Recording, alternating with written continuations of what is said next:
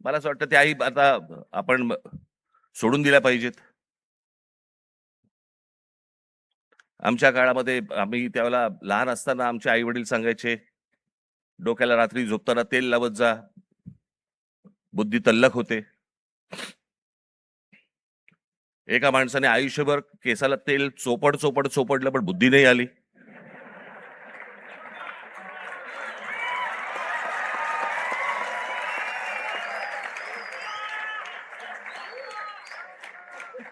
प्रत्येक केस स्वतंत्र उमेदवारासारखा उभा असतो.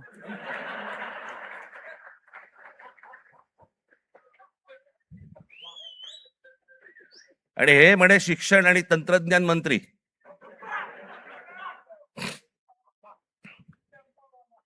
काय बोलतोय आपण?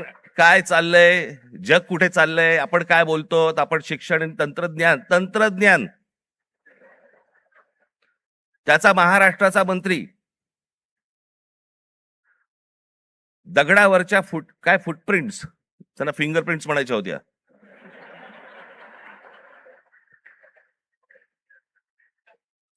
ते म्हणे आता लिंक आधारशी करणार. कसं?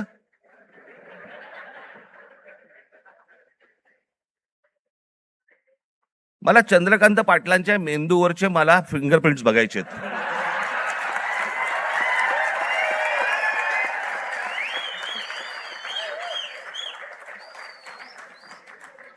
कोल्हापूरकरांनी ज्ञान मिळावं म्हणून या माणसाला कोल्हापूरवरनं पुण्यात पाठवलं, जिकडे बाबा शिक्षणाचं बाहेरघर आहे.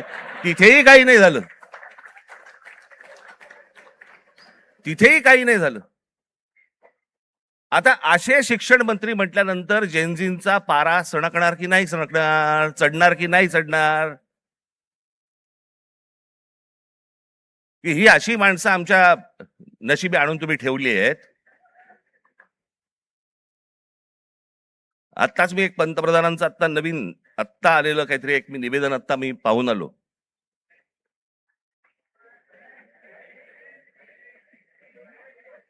ज्यात त्यांनी असं सांगितलेलं आहे की ज्या प्रकारचे व्हिडिओज आणि ज्या प्रकारची भाषा वापरली गेली ती अयोग्य आहे. मला मान्य आहे.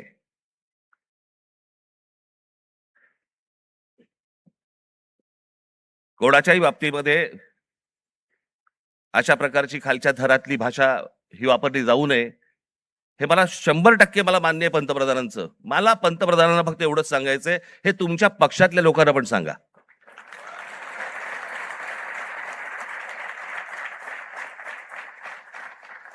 महात्मा गांधींपासून, जवाहरलाल नेहरूंपासून, इंदिरा गांधींपासून आतापर्यंत सगळ्यांपर्यंत आमच्यापर्यंत ज्या प्रकारची तुमची ट्रोलची जी काही टीम प्रत्येक राज्यांमध्ये जी बसवलेली आहेत, लोक बसवलेली आहेत, ते कोणत्या भाषेमध्ये आणि कोणत्या गोष्टी करत असतात मी पाहत नाही. मला ज्या गोष्टी कानावरती येतात, आज अनेक कलाकार आहेत, महाराष्ट्रामधले अनेक कलाकार आहेत, ते म्हणतात बाबा बोलायलाच नको, काही लिहायलाच नको, इतक्या शिव्या पडतात, इतक्या गोष्टी होतात. ही यांचीच माणसं भरलेली आहेत. मला असं वाटतं पंतप्रधानांनी त्याही लोकांना सांगावं की त्यांनी बंद करावं म्हणून. हे गेल्या 12 वर्षातच सगळी सुरुवात झाली.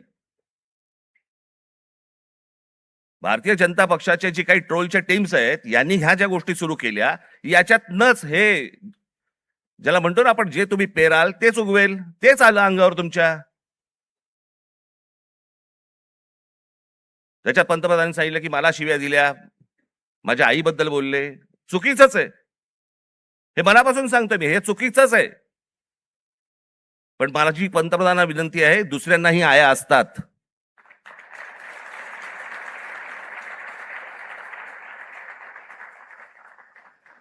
हे तुम्ही तुमच्या पक्षातल्या लोकांना देखील हे सांगितलं पाहिजे की तुम्ही मर्यादा पाळल्या पाहिजेत.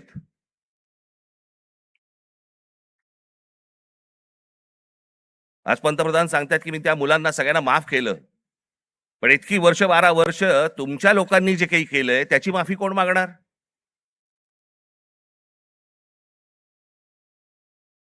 जे विद्यार्थी तरुण तिकडे जंतर मंतरला बसले होते, त्यांची डोकी फोडली, ज्यांना लाठ्या काठ्या मारल्या, त्याचे आदेश देणारे जे लोक होते ते कधी माफी मागणार?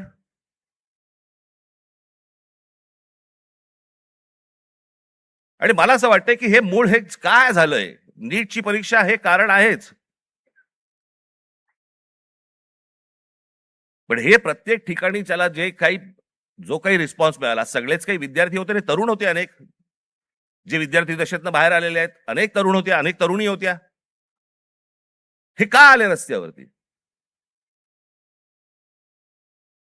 याचं कारण सभोवतालचं वातावरण. आज अनेकांना वाटलं की हे फक्त नीटची परीक्षेचे पेपर फुटले. हे कारण होतं त्या आंदोलनाचं. पण त्या आंदोलनाने जे रौद्र स्वरूप धारण केलं त्याचं कारण हे आजूबाजूचं इतक्या वर्षांचं साचलेलं जे काही आहे ना, मला फुटपाथवरनं चालता येत नाही, माझ्याकडे पाणी तुंबलेलं असतं, आमच्याकडे बागा नाहीत, माझ्या लहान मुलांना खेळायला माझ्या मैदानं नाहीत, बाहेर कुठे घेऊन जायला जागा नाही, शिक्षण झालंय, नोकऱ्या मिळत नाहीयेत, सगळ्या कंपन्या खासगी लोकांना दिल्या जात आहेत, एकाच उद्योगपतीवरती मेहरबानी सुरू आहे, त्यालाच सगळी जंगलं दिली जात आहेत, त्यालाच सगळ्या जागा दिल्या जात आहेत. जेव्हा कधी बघावं तेव्हा या देशामध्ये फक्त निवडणुका सुरू आहेत, आमदार खासदार फोडले जात आहेत, 50-50, 100-100 कोटी. डिजिटल इंडिया, तुमच्याकडचे पैसे हे सगळे काय डिजिटलाइज केलेत वगैरे वगैरे, काय काय काय काय ज्या गोष्टी सगळ्या आता झाल्या. म्हणजे आमदार खासदार फुटतात त्यावेळेला कुठे कार्ड कुठे स्वाईप करतात?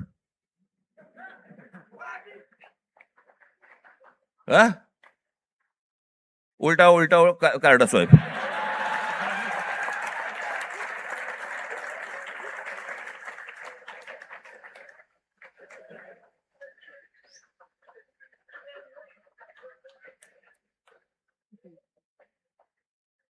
पैसे कुठे देतात मग?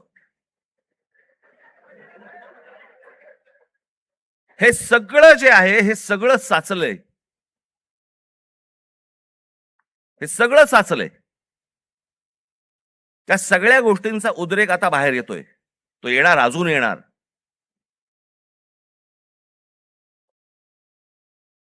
हा विषय कोणाला तरी सत्तेवरनं खाली खेचणं आणि कोणाला तरी सत्तेवरती आणणं हा एवढ्या पुरता मामूली विषय नाहीये, हा देशाचा विषय आहे.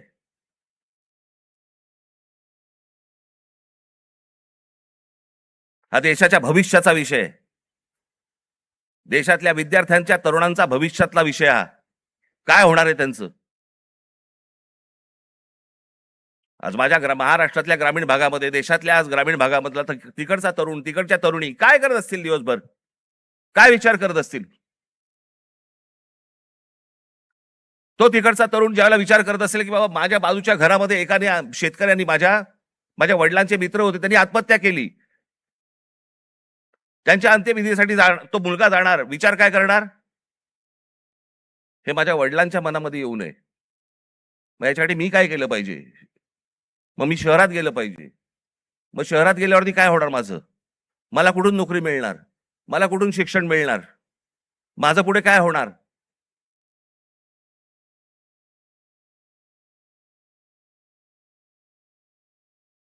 आज शहरांची परिस्थिती बघा. या सरकारने येऊन सांगितलं होतं आम्ही स्मार्ट सिटी करणार. कुठे आहेत त्या स्मार्ट सिटीज? आमच्याकडे रस्ते, पूल, जे काय ब्रिजेस जे काय बांधले जात आहेत, आपण त्याला विकास म्हणतोय. आपली शहरं ही राहण्यायोग्य आहेत का? इथपासून सगळी सुरुवात आहे ना. जर शहरातल्या लोकांना राहायला जर समजा त्रास होत असेल, तर महाराष्ट्रातल्या, देशातल्या ग्रामीण भागामधनं जी लोक शहरामध्ये येत आहेत, कुठे राहणार आहेत? काय होणार या शहरांचं?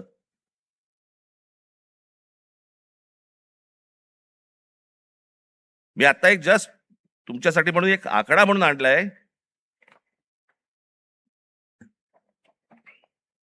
आजची देशाची शिक्षणाची परिस्थिती हे वर्तमानपत्रांमध्ये आलेलं, हे वेबसाईटवरनं काढलेलं, अनेक गोष्टींमधनं आलेलं, हे त्याच्यातनं मी हे तुमच्या समोर मांडतोय. आजची देशाची शिक्षणाची परिस्थिती काय आहे? देशातील 1 लाख शैक्षणिक संस्थांमध्ये मुलींसाठी स्वच्छतागृह नाही. 1 लाख. 15,000 शाळांमध्ये पिण्याच्या पाण्याची सुविधा नाही. 2004 मध्ये 8 लाख शिक्षकांची पदे जी रिक्त होती ती 2026 मध्ये ही संख्या 10 लाखावरती पोहोचलेली आहे. शिक्षक हवे आहेत 10 लाख. 23 ला जॉईंट एंट्रन्स एक्झाम परीक्षार्थ्यांसाठी फक्त 1 लाख जागा उपलब्ध आहेत. 2014 मध्ये 3 लाख विद्यार्थी परदेशात शिक्षणासाठी गेले होते. 2014 ला 3 लाख. तर 2026 मध्ये ही संख्या 9,10,000वरती पोहोचली. आज इतकी मुलं परदेशात जात आहेत. का परदेशात जात आहेत? मी 2014 साली मी एक डॉक्युमेंटरी केली होती, छोटीशी एक फिल्म केली होती 16 मिनिटाची. आपण जरूर बघा, युट्यूब वरती आहे.